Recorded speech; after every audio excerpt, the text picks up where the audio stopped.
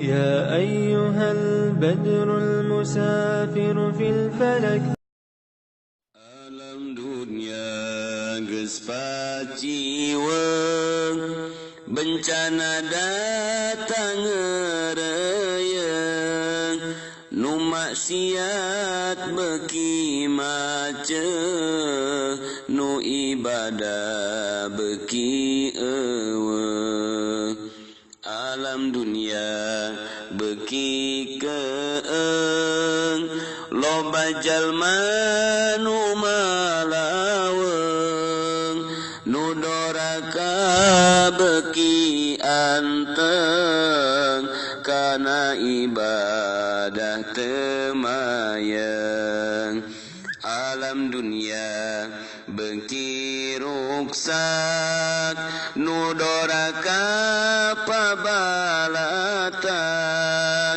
pamarentah geus teu mihak ka umat Islam geus nincak alam dunia geus pakewuh ku bencana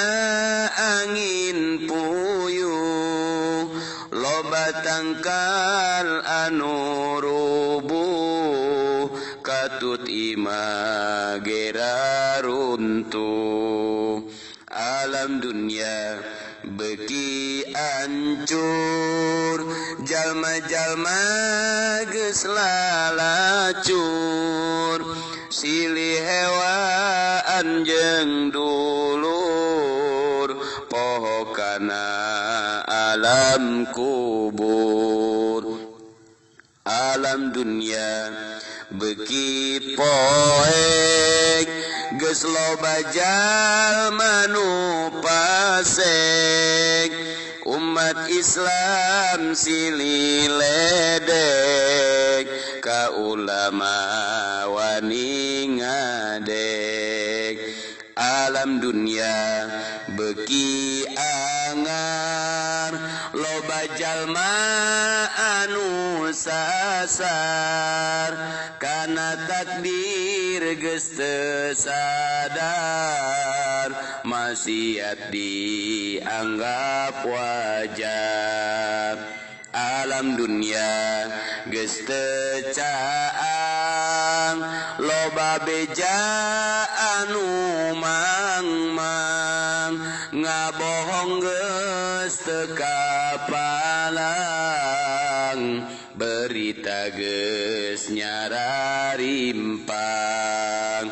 alam dunia moal anger pasti engke bakal ender gunung bakal alalungger manusia bakal lieur alam dunia geus teu angger loba jalma anu lieur ka pasantren beuki minder kana salat ngabalieur dunia teh geus nini jalma maksiat warani anu matak loba lini akhirna jadi tsunami ku dunia loba kabengbat mun roh kaburu sakarat moal ditarima tobat cilaka dunia akhirat masjid mah ngajar rapat jamaahna ukur karpet ngisi kotak amal koret akhirna hirup samporet dunia geus tereh kiamat awewe ngaku musliman tapi pitara nutup orang kade kaburu sakarat dunia geus tere kiamat hayu gancang geura tobat geura jauhan maksiat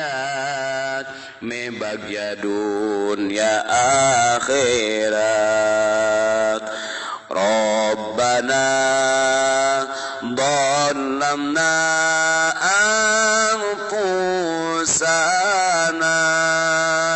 wa illam taghfir lana wa tarhamna lanakunanna minal